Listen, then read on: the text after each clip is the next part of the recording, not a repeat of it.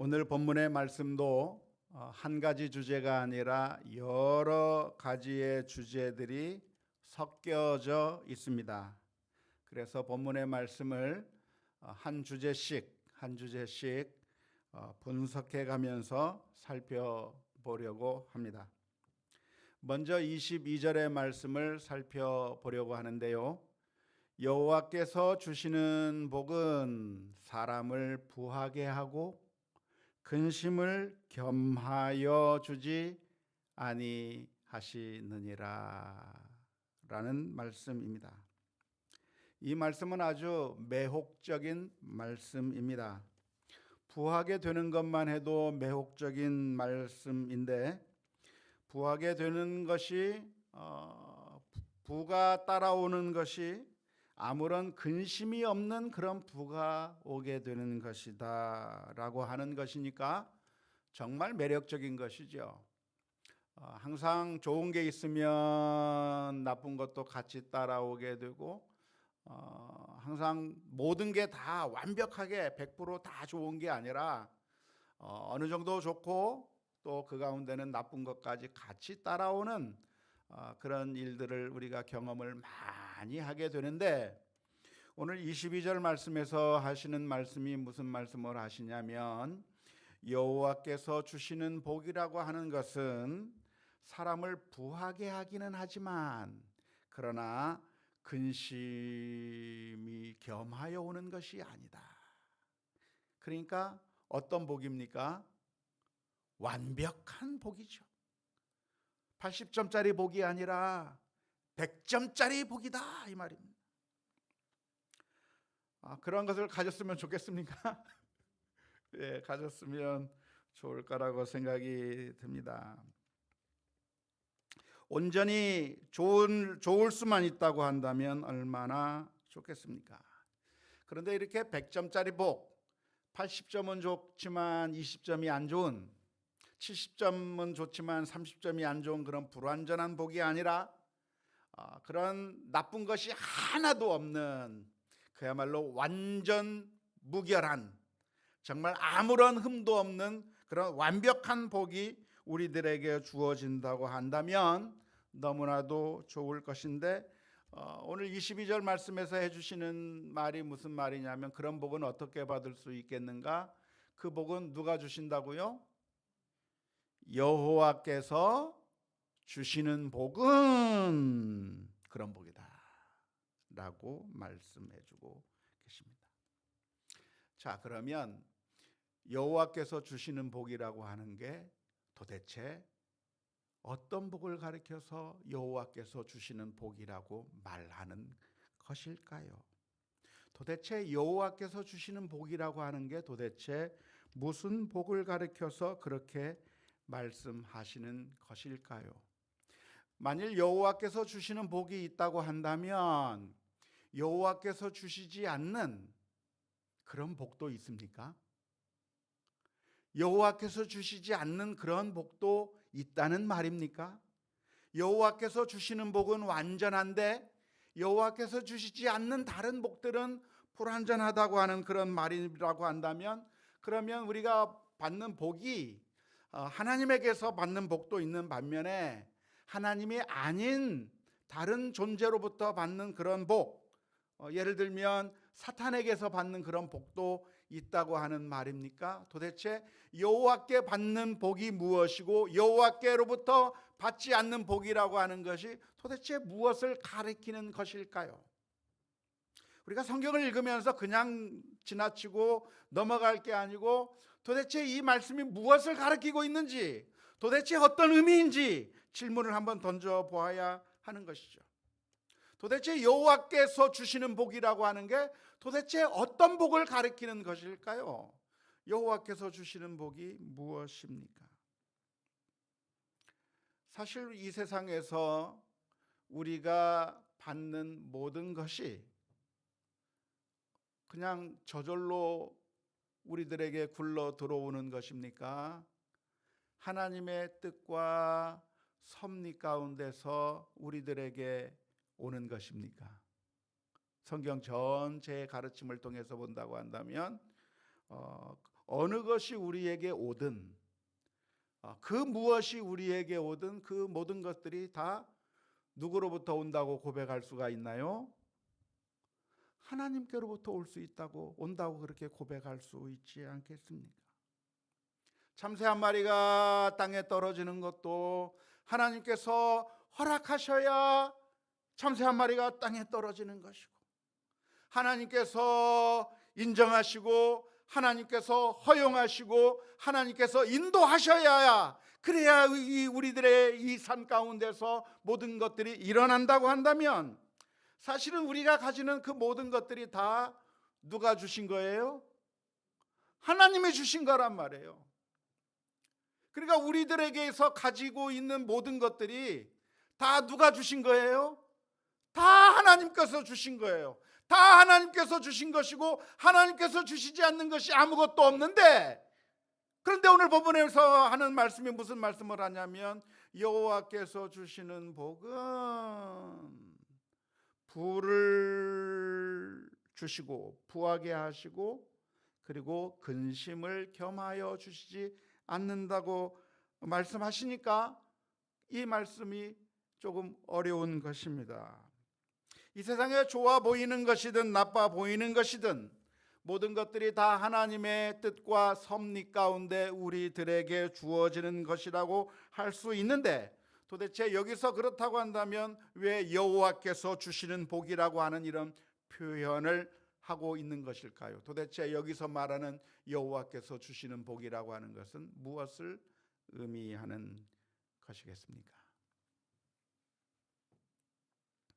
이 말씀을 이해하기 위해서는 이 여호와께서 주시는 복이라고 하는 이 표현이 단순히 출처를 의미하는 표현이 아닐 수 있겠구나 라고 하는 사실을 생각해 보셔야 합니다.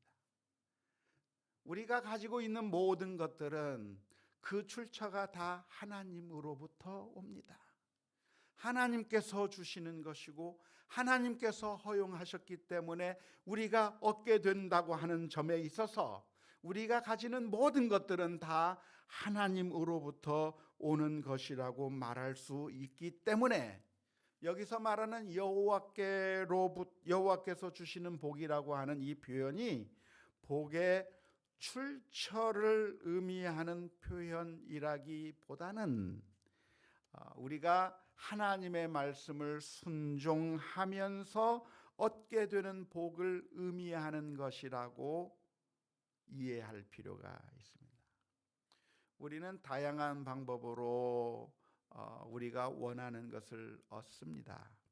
한 가지 방법은 의로운 방법이고 또 하나의 방법은 악한 방법이라고 할 수가 있겠습니다.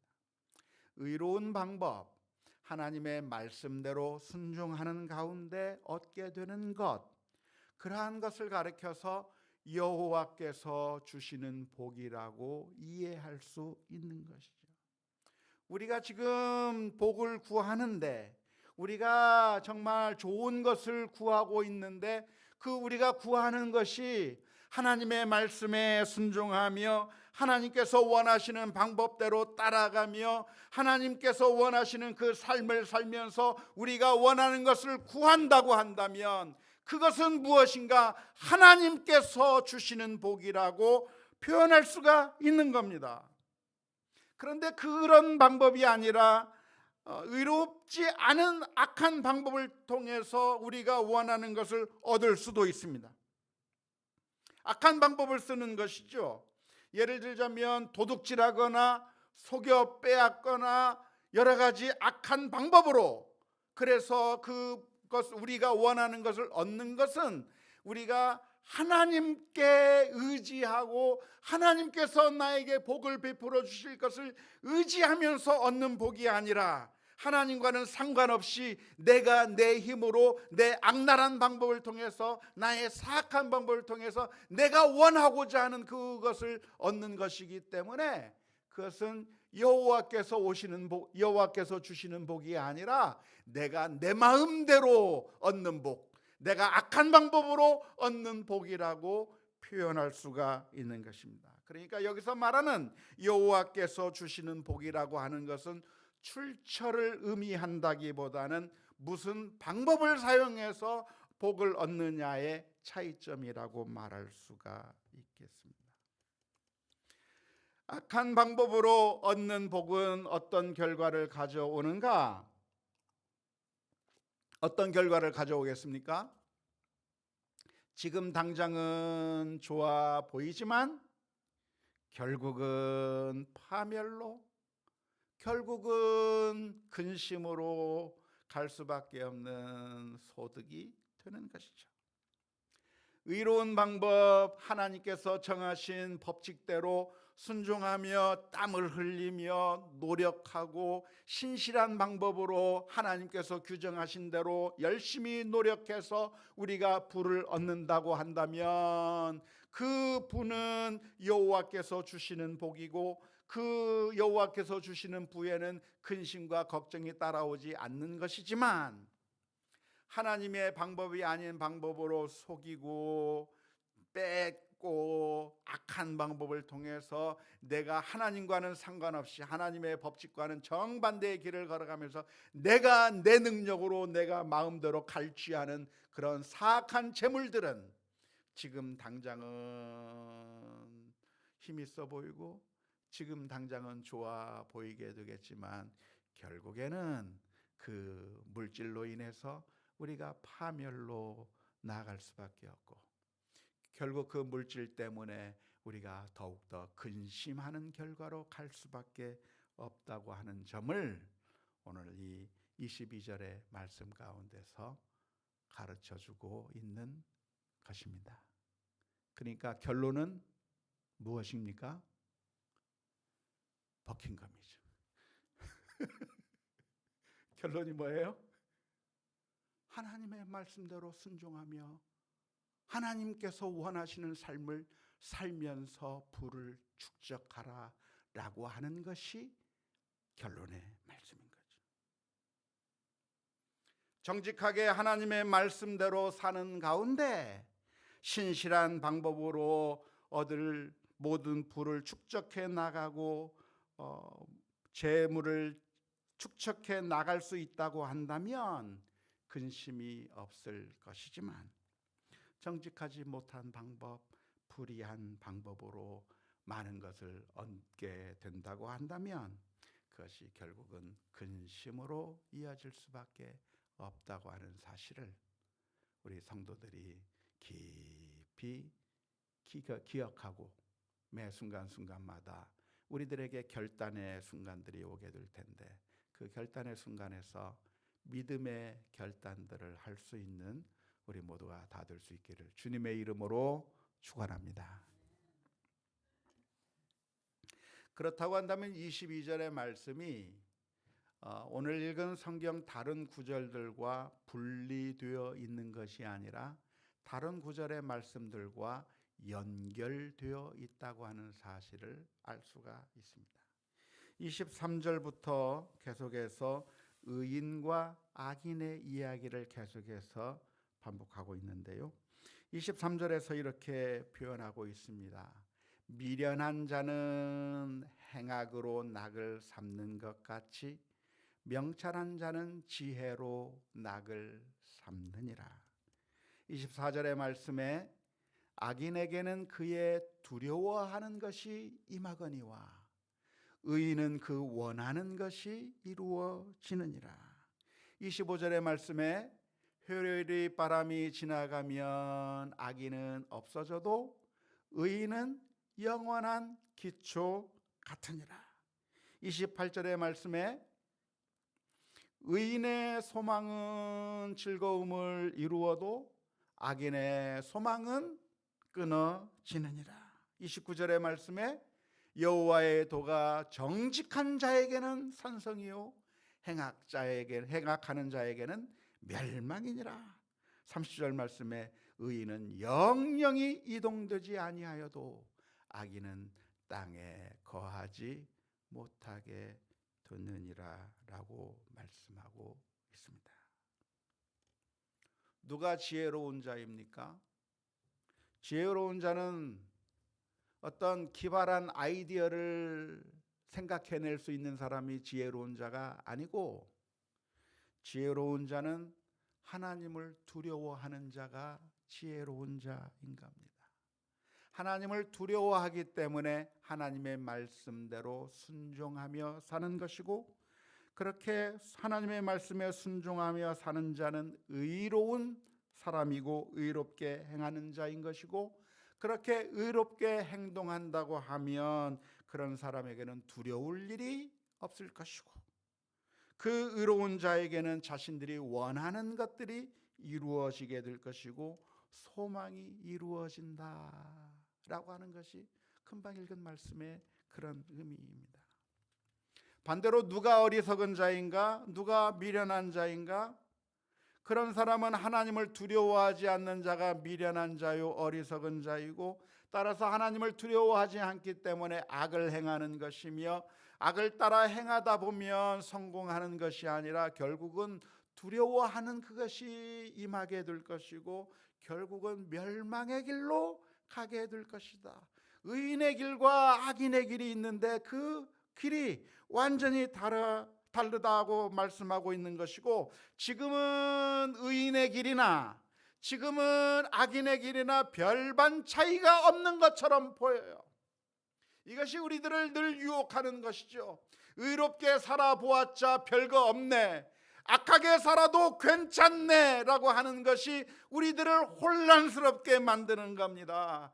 의롭게 살아도 별 볼 일 없는 것 같이 보이고 악하게 살아도 괜찮은 것처럼 보이는 이 세상 가운데서 우리는 의의 길로 가는 것이 아니라 악인의 길로, 하나님을 두려워하지 않는 길로, 미련한 길로 가게 될 테인데, 그런데 오늘 본문에서 말씀해 주시는 말씀이 무엇이냐면, 지금 당장 괜찮아 보인다고 해서 괜찮은 게 아니라 결국 무엇이 다가올 수 있습니까?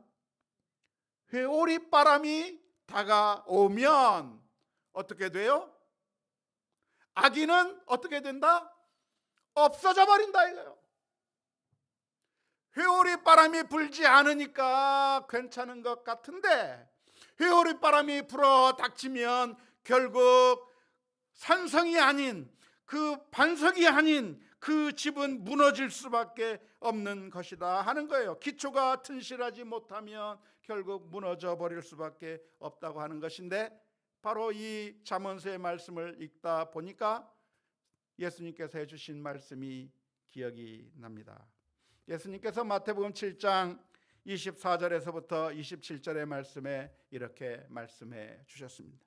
그러므로 누구든지 나의 이 말을 듣고 행하는 자는 그 집을 반석 위에 지은 지혜로운 사람 같으리니, 비가 내리고 창수가 나고 바람이 불어 그 집에 부딪히되 무너지지 아니하나니 이는 주추를 반석 위에 놓은 까닭이요, 나의 이 말을 듣고 행하지 아니하는 자는 그 집을 모래 위에 지은 어리석은 사람 같으리니, 비가 내리고 창수가 나고 바람이 불어 그 집에 부딪힘에 무너져 그 무너짐이 심하리라.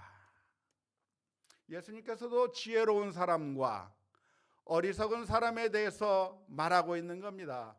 지혜로운 사람과 어리석은 사람이 집을 지었는데 그 두 집이 똑같아요. 겉으로 보기에는 괜찮아요.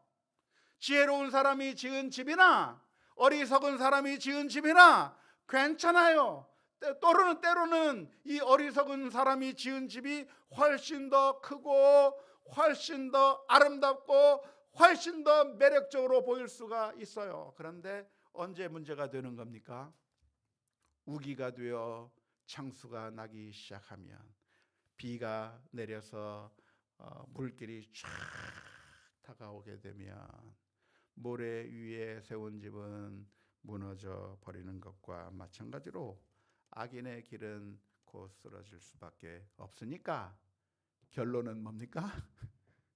결론은 악인의 길을 걸어갈 게 아니라 하나님의 말씀에 순종하며 하나님을 두려워하며 의의 길로 걸어가야 한다는 것이 결론이라고 하는 것을 기억해야 할 줄로 믿습니다. 믿습니까? 오늘 이 말씀들을 살펴보는 가운데 우리가 하나 좀 깊이 생각해 보아야 될 말씀이 하나 있습니다. 그것은 27절의 말씀입니다. 27절의 말씀에 뭐라고 표현하고 있냐면 여호와를 경외하면 어떻게 된다고요? 장수하느니라. 그러나 악인의 수명은 어떻게 된다고요? 짧아지느니라. 정말 그렇습니까? 여호와를 경외하는 사람은 정말 오랫동안 장수하는 것 맞습니까? 악인의 수명이 짧은 것 맞습니까? 정말 그래요, 안 그래요? 고개를 절레절레 흔드시는데 안 그런 것 같아요. 우리 주변에 보면 정말 믿음의 사람인데 하나님이 일찍 데려가시는 그런 안타까운 그런 경우를 보게 되는 겁니다. 그런데 우리 주변에 보면 어떤 사람도 있어요. 귀신은 저 사람 안 잡아가고 뭐 하나 싶을 정도의 사람이 있단 말이에요.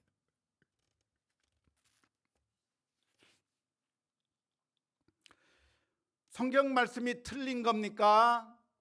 어떻게 된 겁니까? 성경은 여호와를 경외하는 자는 장수할 것이다 이야기하고 있고, 악인은 단명할 것이라고 성경이 이야기하고 있는데 우리가 만나는 현실에서는 그런 것 같이 보이지 않아 보이는 일들이 너무나도 많이 일어나고 있기 때문에 제가 물어보니까 고개를 다들 절레절레 흔드셨는데 성경이 틀렸습니까?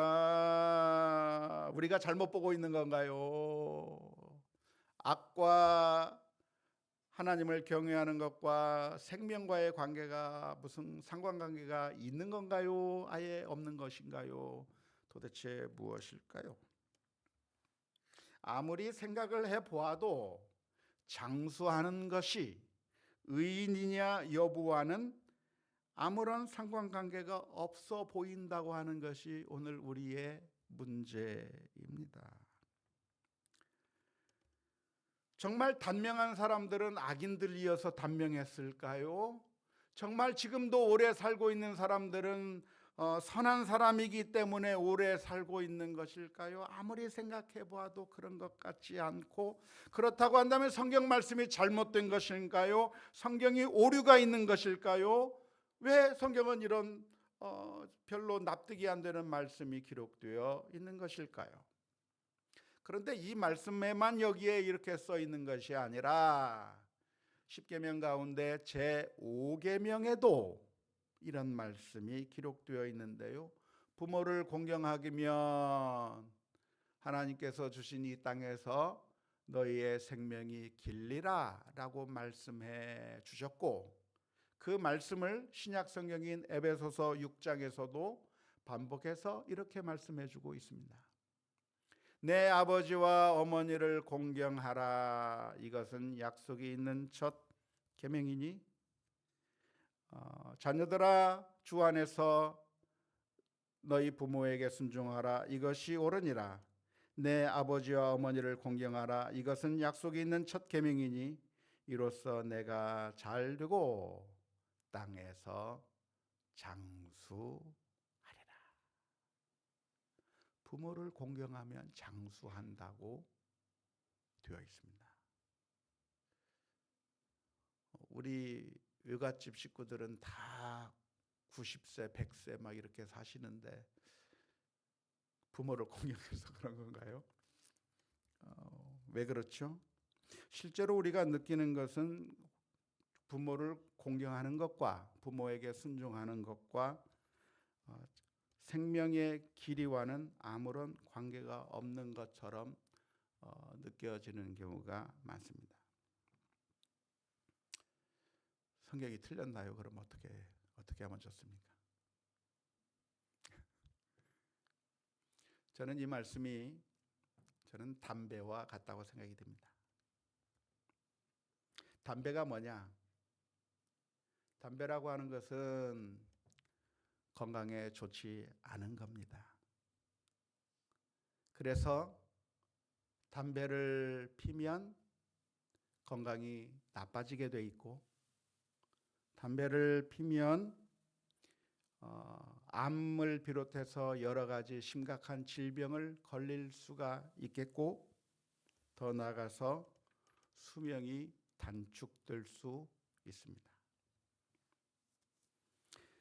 담배가 그런 좋지 않은 역할을 한다는 것 다 동의하십니까? 동의하지 않습니까? 다 동의할 거라고 생각이 들어요. 과학적인 사실이니까요. 그런데 우리가 실제적으로 우리 주변에서 만나는 사람들을 보면 예외가 있습니까? 없습니까? 예외가 많아요. 꼴초들이 장수하는 사람들이 많아요. 꼴초들이 건강한 사람들이 많아요. 희한하단 말이에요. 담배 하나도 안 핀 사람들이 암에 걸리고 질병에 걸리고 그러는데, 담배 핀 사람들은 건강한 사람들이 주변에 많이 있어요. 그런 예외들이 엄청나게 많아요. 그런데 그러니까 담배와 건강은 상관이 없다라고 결론을 내리는 것이 옳을까요? 옳지 않을까요? 옳지 않은 겁니다. 그래서 정부에서는 담배곽에다가 심각한 경고 문구를 적어 놓는 겁니다. 흡연을 하게 되면 이런 질병에 걸릴 수 있다고 하는 사실을 경고 문구를 적어 놓기도 하고, 환자의 그 아주 끔찍한 사진을 그 담배곽에다가 사진을 붙여 놓기도 하고, 그래서 피우지 말라고 경고를 하는 겁니다. 담배 피우지 않는 게 좋으니까요. 담배 피우는 분 계시면 끊으십시오. 하지만 사람들은 어떻게 생각합니까? 내 주변에 장수하는 사람이 있으니까, 내 주변에 담배 피워도 괜찮은 사람들이 있으니까 괜찮겠지 하면서 피우는 겁니다. 천편일률적으로 담배를 피우느냐 피우지 않느냐가 사람의 수명을 완벽하게 결정하는 요인일 수는 없겠지만, 그럼에도 불구하고 담배는 건강에 좋지 않은 것이기 때문에 피우지 않아야 한다고 말하는 것이 옳은 것인 것처럼, 오늘 성경 말씀은 어쩌면 우리들에게 실감이 되지 않는 말씀처럼 느껴질 거예요. 여호와를 경외하는 것과 장수하는 것과 무슨 상관이 있으며, 부모를 공경하는 것과 장수와 무슨 상관이 있겠는가? 우리 주변에 보면은 반대되는 예를 얼마든지 만나볼 수 있으니까 이건 아무 상관이 없는 거라고, 그렇게 우리는 우리 스스로를 그렇게 설득시키면서 하나님 안 믿어도 괜찮아, 의롭게 살지 않아도 괜찮아, 부모를 공경하지 않아도 괜찮아, 아무 문제가 없어, 괜찮아, 오래 살 수 있어, 그렇게 해봤자 소용없어라고 우리 자신을 설득시키려고 하는 그런 악한 마음들이 우리들에게 있지만, 하지만 우리가 하나님의 말씀을 기억해야 할 것입니다. 실제적으로 개인의 생명이 길고 짧은 것은 개인의 여러 가지 복잡한 요인에 따라서 달라질 겁니다. 사람의 생명에 영향을 미치는 것이 단순히 이 사람이 부모를 공경했느냐 이 한 요인에 의해서만 결정되는 것이 아니고, 이 사람이 하나님을 경외하느냐 이 한 요인에 의해서만 결정되는 것이 아니고, 사람의 생명에 미치는 그 영향이라고 하는 것은 다양한 정말 천차만별의 이유에 따라서, 어떤 사람은 단명할 수도 있고 어떤 사람은 장수할 수도 있고 다양하게 나타나고, 아무튼 그 요인들이 많기 때문에 이것이 정답이라고 이야기할 수는 없겠지만, 그러나 이 하나님의 말씀, 우리가 여호와를 경외하는 것이 경외하지 않는 것보다 그것이 훨씬 더 바른 길이고 생명의 길이고 하나님의 은혜 가운데 건강하게 살 수 있는 그런 길이라고 하는 사실을 우리가 믿어야 될 줄로 믿습니다.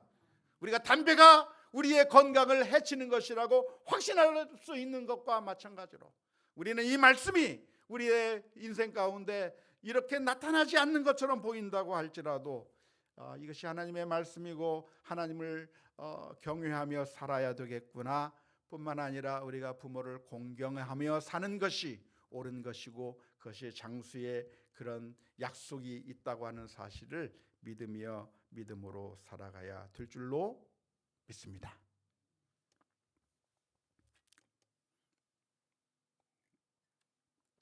마지막으로 잠언서 10장 31절과 32절 말씀을 보겠습니다. 의인의 입은 지혜를 내어도 패역한 혀는 배임을 당할 것이니라. 의인의 입술은 기쁘게 할 것을 알거늘 악인의 입은 패역을 말하느니라. 의인의 입이라고 하는 것은 무엇입니까? 지혜 있는 자인 것이고 하나님의 말씀대로 살아가는 자는 그 입술도 정말 하나님께서 원하시는 말들을 하게 될 것이지만, 그러나 하나님의 말씀대로 순종하지 않는 자들은, 지혜가 없는 자들은 패역한 말을 할 수밖에 없는 것이고 결국은 패망의 길로 갈 수밖에 없다고 하는 것입니다. 우리는 하나님의 말씀에 순종할 뿐만 아니라 우리의 입술에도 주님께서 파수꾼을 세워주셔서 정말 지혜로운 말을 할 수 있도록 우리 자신을 스스로 제어할 필요가 있습니다.